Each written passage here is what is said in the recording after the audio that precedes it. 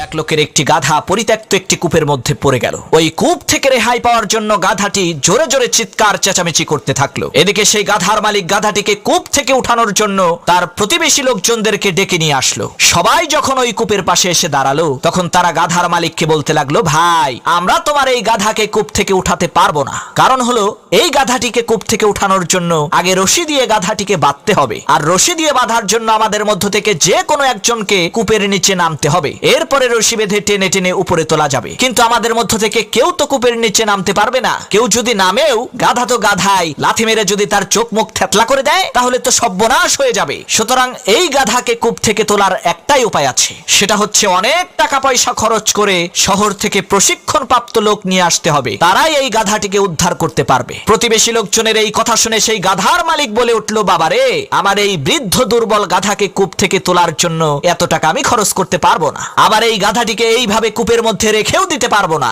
কারণ হচ্ছে, সে যেই রকমের চিৎকার চেঁচামেচি করছে, তাতে তো আমার বাড়ি থাকাই কষ্টসাধ্য হয়ে গেছে। এখন এর একটাই সমাধান, তোমরা ময়লা আবর্জনা, মাটি আর ধুলাবালি দিয়ে আমার এই পরিত্যক্ত কূপটিকে ভরাট করে দাও। এতে করে গাধাটিও কূপের মধ্যে দাফন হয়ে যাবে, আর আমিও শান্তিতে বাড়িতে থাকতে পারবো। গাধার মালিকের এই কথা শুনে প্রতিবেশী লোকজন সবাই মিলে ওই কূপের মধ্যে ময়লা আবর্জনা ধুলাবালি ফেলতে লাগলো। এদিকে কূপের মধ্যে থাকা গাধা মনে করলো তাকে উদ্ধার করার জন্যই এই কর্মযজ্ঞ চলছে। এ কারণে সে আরো জোরে জোরে চিল্লাতে লাগলো। গাধার চিল্লানো দেখে প্রতিবেশী লোকজনেরা আরো উত্তেজিত হয়ে আরো বেশি বেশি ময়লা আবর্জনা ফেলতে লাগলো। আর এদিকে কূপের মধ্য থেকে গাধাটি ময়লা আবর্জনা আর ধুলাবালি তার গায়ের উপর থেকে ঝেড়ে ফেলে দিয়ে লাফিয়ে লাফিয়ে ওই ময়লা আবর্জনার স্তূপের উপরে উঠতে লাগলো। এভাবে করতে করতে এক পর্যায়ে ওই কূপটি ভরে গেল, আর গাধাটিও ময়লা আবর্জনার স্তূপকে সিঁড়ি হিসেবে ব্যবহার করে কূপের উপরে চলে আসলো। তখন লোকজন খুশিতে আনন্দিত হয়ে বলতে লাগলো, দেখো, আমরা গাধাটিকে মৃত্যুর হাত থেকে বাঁচিয়ে দিয়েছি। প্রিয় বন্ধুরা, ঠিক একইভাবে আপনার পাশে থাকা লোকজনেরা